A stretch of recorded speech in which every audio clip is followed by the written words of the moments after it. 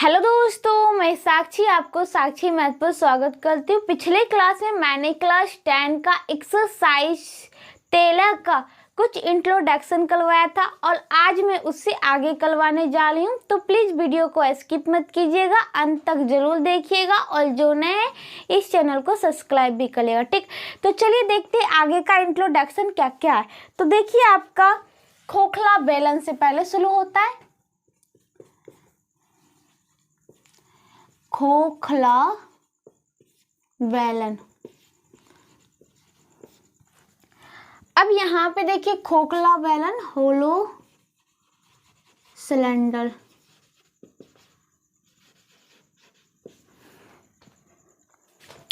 खोखला बेलन से शुरू होता है। पहले इसका हम पिक्चर बनाते, तो देखिए पिक्चर में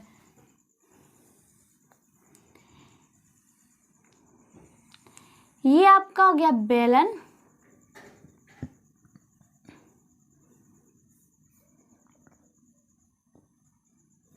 अब खोखला होना चाहिए, तो देखिए इसके अंदर हम एक और बेलन बनाते हैं, जैसे इस प्रकार।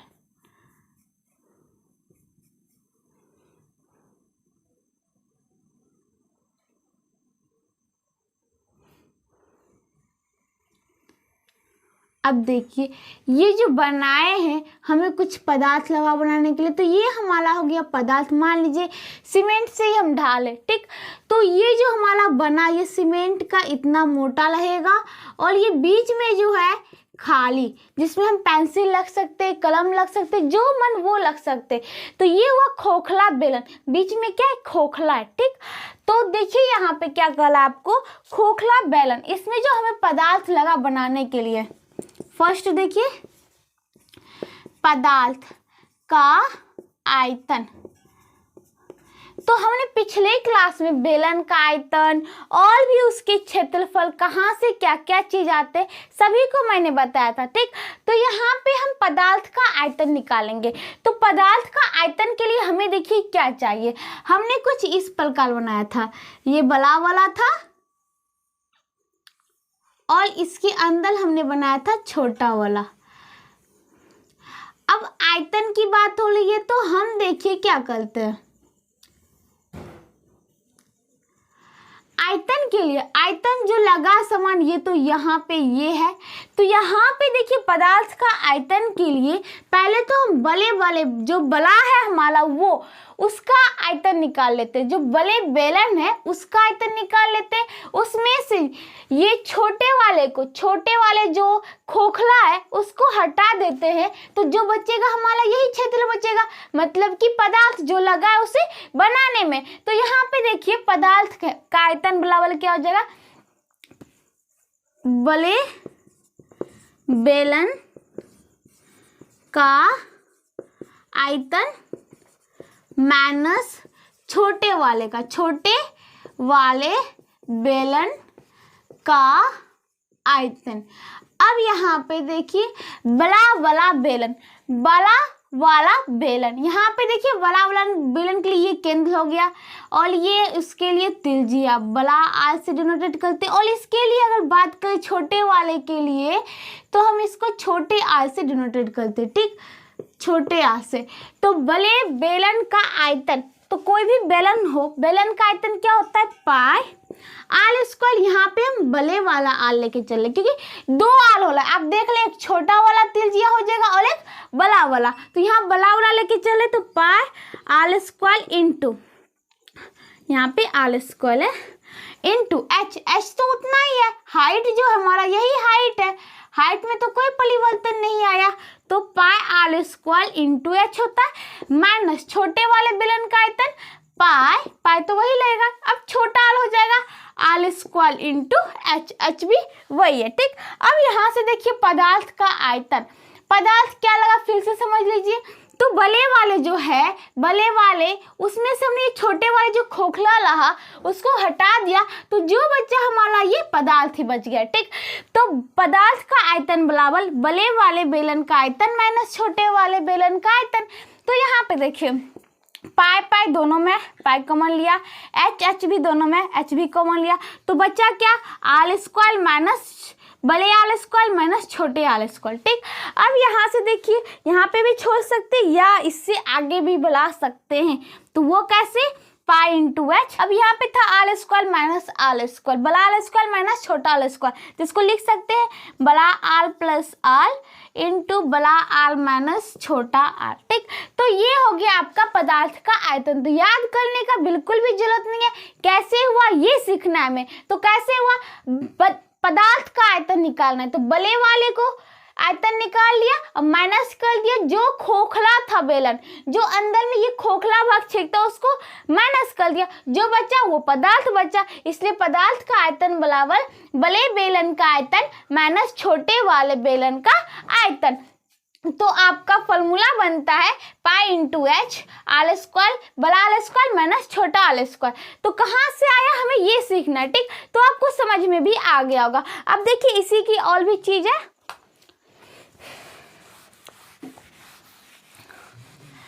अब इसी में देखिए क्या है, इसका वक्र पृष्ठ क्षेत्रफल कैसे निकालेंगे।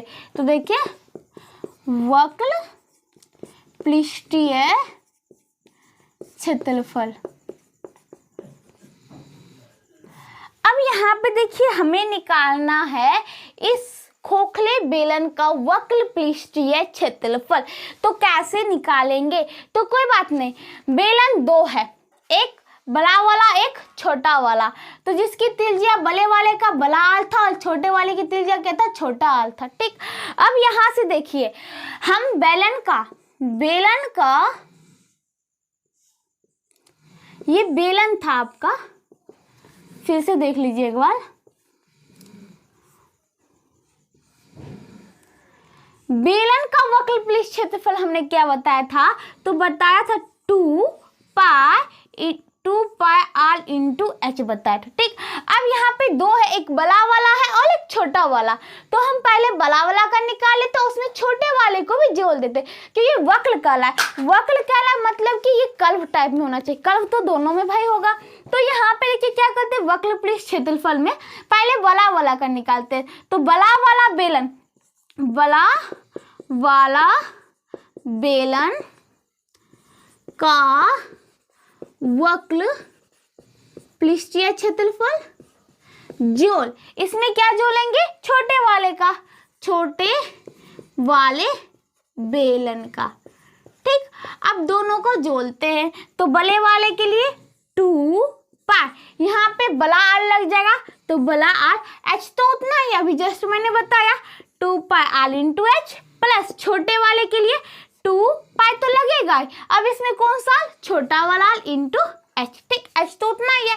अब यहाँ पे देखिए 2 दोनों में 2 कॉमन लिया, पाई दोनों में है, पाई कॉमन लिया, एच तो एक ही एच है, एच भी कॉमन लिया, तो बचा क्या, यहाँ पे बड़ा आर जोड़, यहाँ पे क्या बचा, छोटा आर, यही तो क्या हो गया आपका आंसर। तो याद करने का बिल्कुल भी जरूरत नहीं है, वक्र पृष्ठीय क्षेत्रफल हमने कैसे निकाला ये आपको समझ में आ गया। ठीक, तो देखिए यहाँ पे बन गया। अब देखते हैं इसका आगे, अब खोखला बेलन का कुल पृष्ठीय क्षेत्रफल, आपका वक्र पृष्ठीय क्षेत्रफल हो गया, आयतन हो गया, अब क्या, कुल पृष्ठीय क्षेत्रफल, तो उसको भी देख लेते हैं।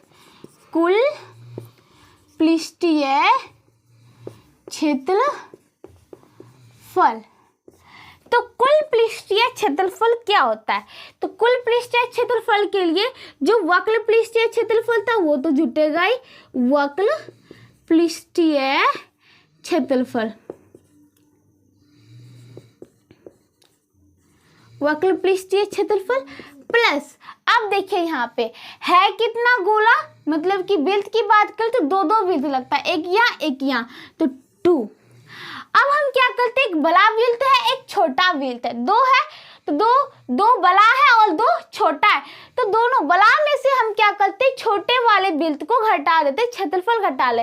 तो देखिए यहाँ पे जैसे कि अगर हम ये बड़ा वाले वृत्त को जैसे कि 2 इंटू 2 को बड़ा वाला है पाई आल स्क्वायर, बला आल लेंगे क्योंकि बले वाले वृत्त का है पाई आल स्क्वायर। ठीक, अब देखिए ये तो खोखला है भाई, अंदर वाला का थोड़ी ना निकालना है, जो निकालना हमें यहाँ तक ही निकलेगा। इसमें से हम माइनस कर देते 2, 2 को छोटा वाला भी है, पाई छोटका आल स्क्वायर, मतलब कि ये इस टोटल में से हमने ये वाले भाग को घटा दिया, तो जो बचा यही तो बचा जो खोखला नहीं है। ठीक, तो यहाँ पे क्या आएगा, तो देखिए वक्र पृष्ठीय क्षेत्रफल अभी जस्ट निकाला था मैंने, क्या हुआ था 2 पाई h कॉमन लिया था, तो बलकाल जोल छोटकाल, कल के भी देख लीजिए, एक था 2 पाई आल बला आल इंटू एच जोल 2 पाई छोटकाल इंटू एच, 2 पाई कॉमन लिया था और यहाँ पे एच एच भी तो हुआ था बला आल जोल छोटा आल। तो ये कुल इस खोखले बेलन का वक्र पृष्ठीय क्षेत्रफल उतार दिया हमने, प्लस इसमें जोड़ते। अब देखिए क्या जोड़ेंगे, यहाँ पे देखिए 2 दोनों में, तो यहाँ पे से भी हम क्या करते 2 कॉमन लेते, पाई भी है तो पाई भी कॉमन ले लिया, तो यहाँ क्या बचा आल स्क्वायर बड़ा आल स्क्वायर माइनस छोटा आल स्क्वायर। ठीक, अब देखिए ये बराबर 2 पाई इंटू एच। ठीक, और ये हो गया बल का आल जोल छोटका आल, ये फिर प्लस का चिन्ह। अब देखिए 2 पाई, ये हम ए स्क्वायर माइनस बी स्क्वायर पे बैठाते तो हो क्या जाएगा बल का आल जोल छोटका इंटू बल का आल माइनस छोटका आल। अब यहाँ पे देखिए 2 पाई दोनों में है, फिर से हम 2 पाई कॉमन ले लेते हैं।